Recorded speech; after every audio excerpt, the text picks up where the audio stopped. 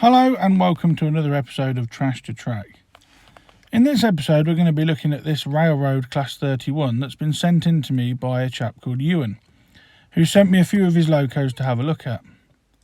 So we're going to start by having a look at this 31. Now this is based off the old Lemur tooling, and as such it's not up to modern standards, but the detail on these Lemur models for the time was exceptional, and for budget models these are really quite good. I've noticed there that the middle wheel on that bogey is actually off a ring-filled motor, so this model has been opened up in the past.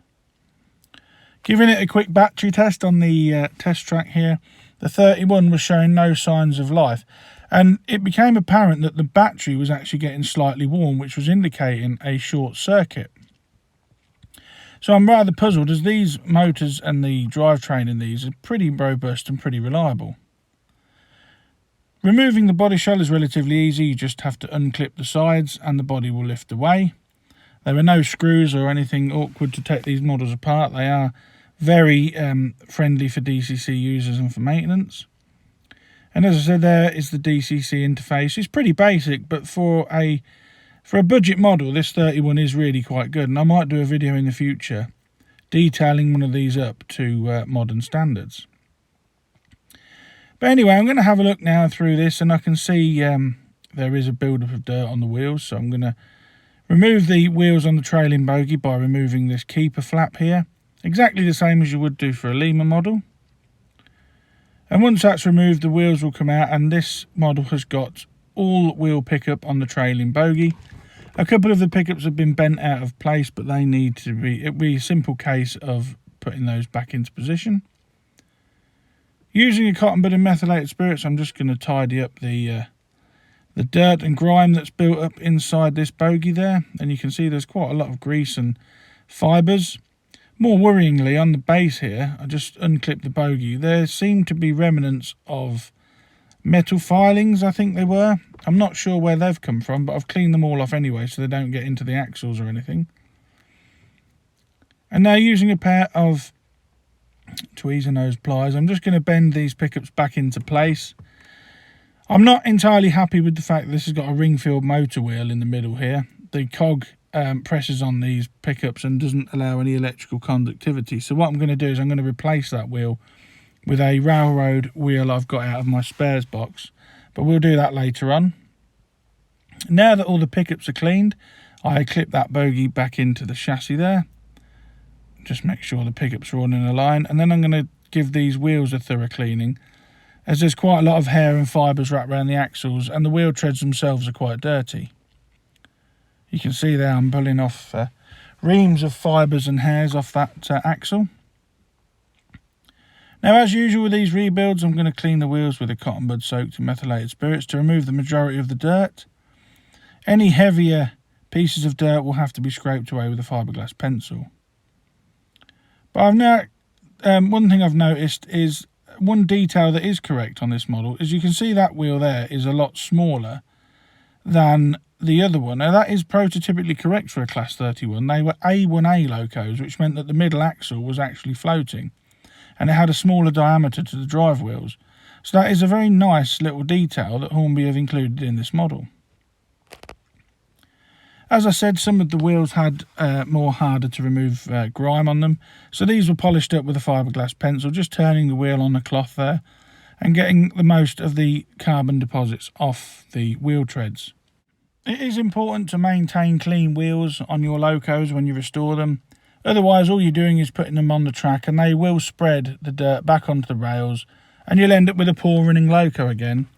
And you end up in a never-ending circle of cleaning the wheels that are running on dirty rails, so you must ensure that everything is crystal clean for good electrical conductivity and good running. Once all the wheels were polished, I just remove any loose fibres and any loose dirt, again with a cotton bud and methylated spirits. And then these wheels should be ready to be reinserted back into that dummy bogey there.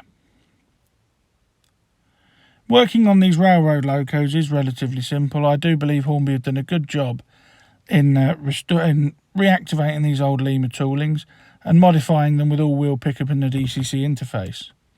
If you wanted a different loco body, a Lemur body shell will just clip fit onto this more modern chassis. So I put the wheels back in there, ensuring that that smaller wheel is in the middle, making sure that all the pickups have lined up.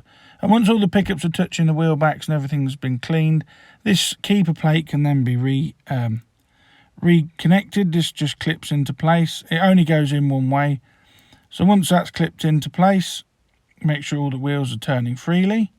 And we can have a look at the drivetrain. Now, these motors in these models are in sealed units. They some of them are clipped together, some of them are screwed together. So it's not worth trying to remove the motor, as you could end up doing more damage than good. Now, the bogey plate on this one came off really easily, and there's that wayward ring-filled wheel there. And the other two wheels are just clip fit into the plastic bogey frame. There are no proper bearings on this model to speak of. There's quite a lot of old gunk and dirt all in there, so that's all going to need to be cleaned out, as there is in the bogey side frame here. I'm not sure if this has been over lubricated in the past, but there seems to be a lot of black grease on the inside surfaces of the bogey, and you can see on that cotton bud there just how much crap is coming off this model. So I give it a thorough clean with a cotton bud and methylated spirits. I remove all the excess fluff and dirt off the bottom of the bogey frame there. Once that's all done, I give the bogey frame a quick dust over with a paintbrush just to remove any loose dust and fibres. And then I'm going to turn my attention to the wheel sets again, and we're going to give these a thorough clean up. Now, it's important, I didn't mention before, but clean the wheel backs on models like this. As you could see before, the pickups press on the wheel back, so not only do the wheel treads need to be clean, but the wheel backs also need to be very clean. You can see there just how much dirt and grease is around this drive cog. So a cotton bud and meth really makes light work of this. But what I also do is I'll also roll up some blue tissue paper here, and then just roll the wheel along it, and this removes a lot of the grease and grime and saves me buying hundreds and hundreds of cotton buds. You can see there all the black stuff that's coming off this. This is old manky grease. We will re-lubricate this model when I put it back together, so you've got no worry about taking the grease off. This wheel here has also got a lot of hair and fibre wrapped around the axle, and the gear, as you can see there on that blue cloth, I've just pulled that off with these tweezers. It is important to remove all the hair and fibres from the axle and gear train, as they will end up just building up in the gear train. It puts extra strain on the motor, and in some extreme cases can cause the motor to burn itself out, because they just get wrapped around and prevent the cogs and gears from turning as they should. So again, after cleaning with a cotton bud and methylated spirits, I remove all the dirt from the wheel faces as well. I also check the two traction tyres on this model, and they are in good order. And you can see on the cotton bud just how much dirt is coming off this model. Now the wheels are all done, I'm going to clean this motor bogey unit up. There's a lot of excess grease and oil all over this, so this will need a thorough going over with a cotton bud and meths. The pickups are all cleaned, as was the plastic frame. If you're going to do a job, you've got to get rid of all this old lubrication. It will just work its way back onto your wheels, so you really have got to remove it all, especially when it's horrible and black like this. I mean, this lubrication is covered in all manner of dirt, etc. So I've cleaned it all there. I'm just working gently around the pickup pieces, and then once that's all done, I am going to adjust the pickups to make sure that they are springing out to the correct depth, so that they're pressing on the wheel backs. And I'm using these spade-ended tweezers here just to bend them out slightly. And it was whilst doing this that I noticed something there that shouldn't have been.